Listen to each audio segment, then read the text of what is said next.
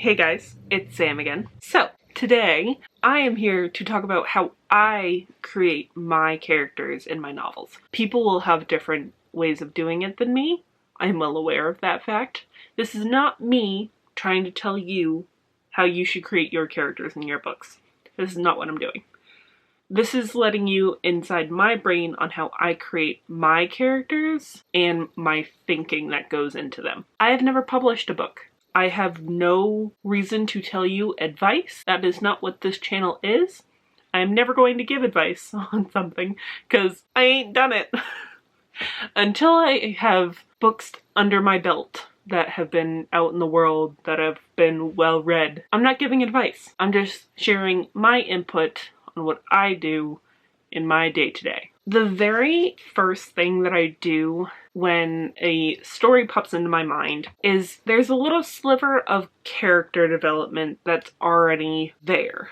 So my stories are mostly character driven. I'd say they're all character driven. So when I'm writing, I'm typically writing a romance. That's just who I am. I enjoy writing them. Not that I've lived through much romance in my life. Lacking in that department, honestly. But aren't we all? However, I usually have the two main characters at least kind of figured out. I have their meet cute set up in my brain already. That does not mean that I have their personality sorted out. That does not mean that I know what they look like. Sometimes I do. Sometimes I know that this girl has bleach blonde hair and this guy has really dark brown wavy hair with green eyes, and she has brown eyes, and it looks so different compared to her bleached hair. Sometimes I have that, but not often. It's usually just a sliver of their encompassing romance that will bloom throughout the story that I'm creating. Now, once I have the story idea written out, I will usually, at this point in time, go into character development rather than story outline. Because, again, my stories are character driven. So I want to make sure that my characters are as fleshed out as they can be before I get started in writing the manuscript. So these are really big note cards that have 3 different things written on them. First is star signs. I have the star sign name and then the birth dates that they lie within. And then everything else is their traits. The next thing I have is an expression destiny number. So this is the definition of an expression destiny number. The expression number, often referred to as the destiny number, is an important core number in numerology. Derived from all the letters in your full birth name, it symbolizes the opportunities you have at your disposal, reveals your inner goals, the person you aim to be, and the talents, abilities, and shortcomings that were with you when you entered your human body. Numerology is the study of numbers and how they impact your life. After the expression destiny number, I have the Myers-Briggs. Up here, this one is the ENFP. And I list the character traits for that Myers-Briggs personality. The first one that I use when I'm creating a character is the expression destiny number. I create their name based on that number. So let's go with, I'll do expression destiny number 8.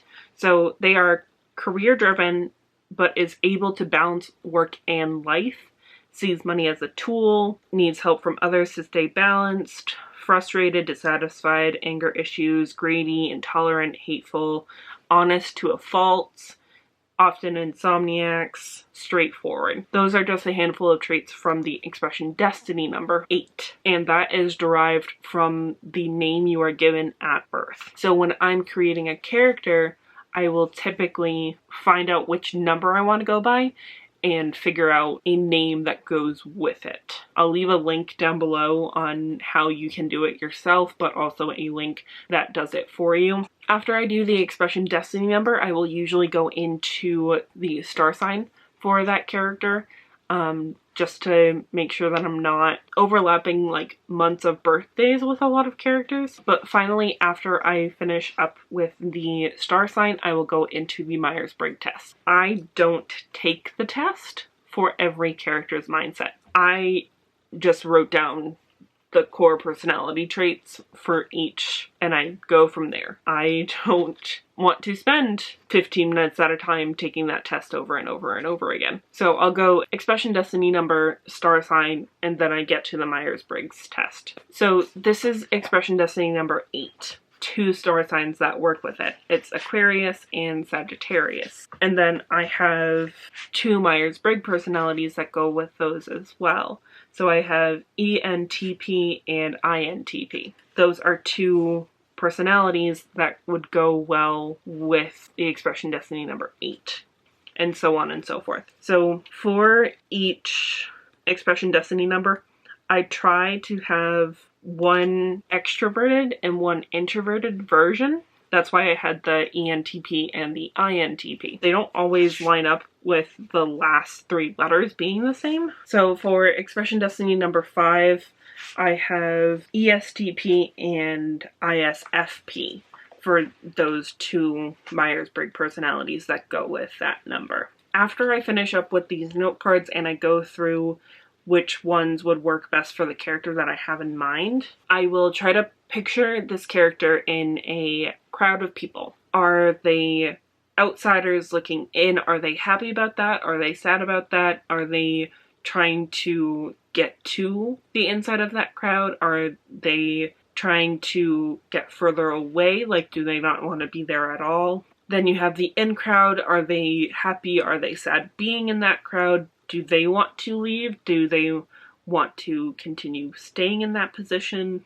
Is the character a newbie? Like, are they new in town where they don't know anyone? Are they wanting to be the people that are at the center of the party, or are they gravitating more towards the outsiders? And also you want to think about what the group of people is. Like, are they at a party? Is it a bunch of like random people? Are they a group of friends? Like, how do they interact with their friends? Are they super talkative? Do they restrain themselves? How are they with their family? Are they constantly not speaking because they feel like their opinion doesn't matter? Are they always the ones that are the topic of discussion? I have a brother. He is always the topic of discussion in my family. That's okay. That's just who he is, because he does stuff that is going to be noticed. Are they the ones to start a conversation, or are they the ones to end a conversation?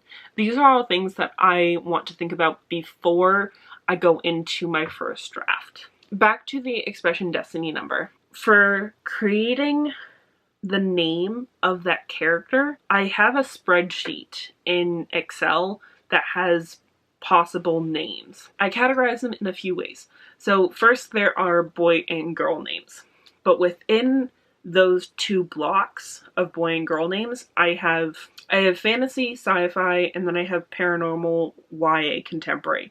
Basically, if it's not in this world or is in this world. Because if you're writing a fantasy novel, you won't always have characters that are named like they would be here. But if I'm writing a YA contemporary and somehow the name from one of my fantasy ideas comes into play, it just kind of happens that way. I'm not a stickler on keeping them in those 2 categories. But from there, I split them down again between stereotypes or tropes. I have nerds, posh, jocks, loners, and then miscellaneous, just whatever I felt like writing down that might not automatically fit in one of those categories. Once I have the name and personality set for my character outline, I will then pop over to Google Images or Pinterest and start looking at pretty faces, basically. I like to have actors, actresses, singers, or just random people on the internet. Some are models, some are stock photos, and I like to picture them when I'm thinking appearance. Or if it were ever to be made into a movie, even though books are almost always better than the movie, just like to picture a book going through my head as if it were playing out on screen. That's just what my brain does, but I like to have an actor or an actress basically planned out in my head. And for me, it just really helps appearance-wise keep it straight when I'm writing the first draft, so I'm not accidentally giving a character that once had blue eyes brown eyes. Backstory for quirks, sometimes even like how someone dresses, that's like in the first draft. I'm figuring that out as I go. But with family, I will figure out their names. I will figure out how old they are, but I won't always know like the family dynamics right off the bat, because if it's not really needed throughout the story, I'll just like briefly touch upon it when it comes to that point. For my Christmas novella, I had to figure out the family dynamics when I was originally plotting the story the first time, because the main female character's parents play a huge role in the entire plot of the story. So again, if like family is not a big like plot point, I won't typically figure that stuff out until I'm writing the first draft. As for quirks, it's like chewing on the inside of your cheek, if they have a lisp, if they play with their hair a lot, if they always have a scrunchie on their wrists and they play with it, if they're constantly playing with like their bra strap, or licking their lips a lot, biting their lip if you're Anastasia from 50 Shades of Grey. The last thing that I want to touch on is side characters. You don't always want to go into all the stuff that I did with your side characters that you do with your main characters, because maybe you don't need to flesh them out as much. When there's that grain in my head for that single story idea, sometimes I'll have one of the main characters' relationships with one of the side characters first. I won't always have the romantic couple in mind. Or sometimes I'll create a side character and I build a story around that side character.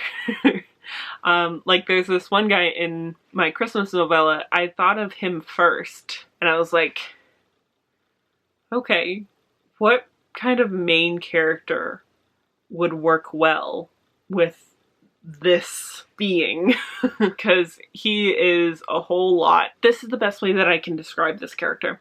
He makes dad jokes in every scene, and that's just who he is. So I wanted to create a character that would react to those dad jokes.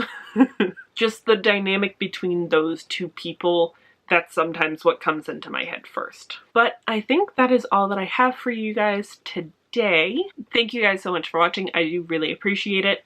If you want, thumb me and hit the subscribe and dingy bell down below to make sure that you are notified every time I make a new video, even though I suck at posting. And I will see you guys in the next one. Bye guys.